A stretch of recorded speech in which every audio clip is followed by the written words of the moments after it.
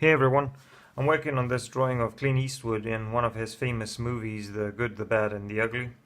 And as you can see, it's almost done. Now the scene takes place in the cemetery and you can see some mountains and some graves in the back.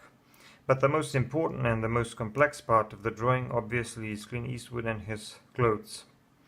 There's a variety of textures there, so I wanted to take this opportunity to talk a little bit about creating textures and how important they are for creating a realistic drawing.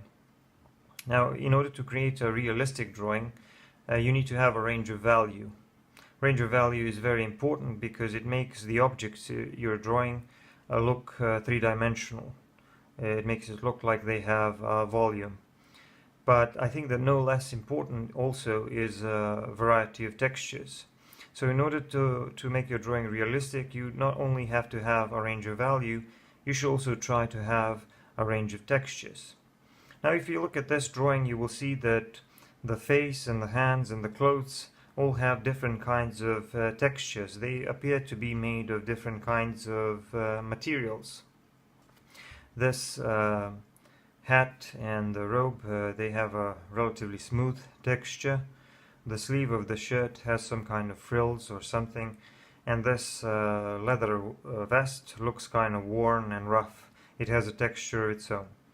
So the main purpose of creating these varied textures is not only to make your drawings look more detailed, but also to make it look like different objects are made of different kinds of materials. So how do we do this? Well, it's very simple. The more complex and the longer and the more difficult way of doing it is obviously to try to create photorealistic drawings where you draw every dot, every line, every single object, every single shape.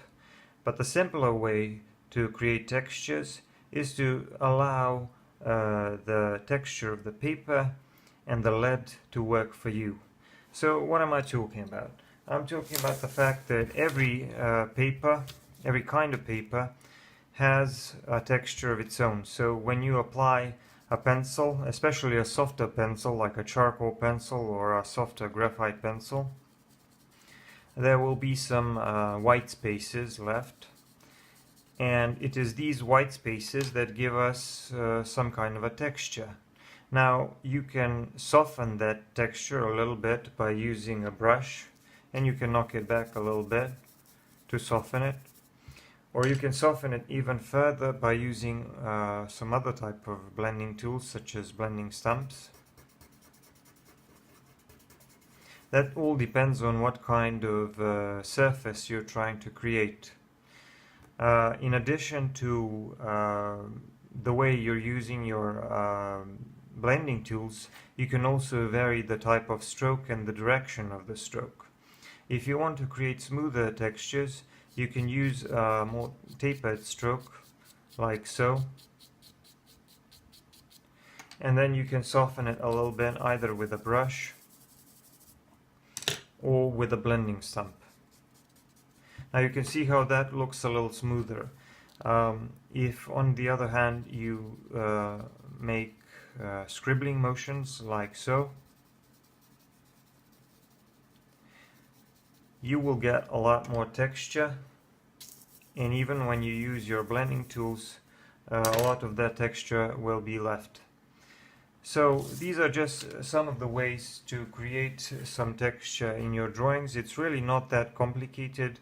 All you have to do is allow the texture of the paper to help you, and all you have to do is let the lead and the pencil work for you, and you will be able to produce a variety of textures, and this will contribute significantly to the realism of your drawings.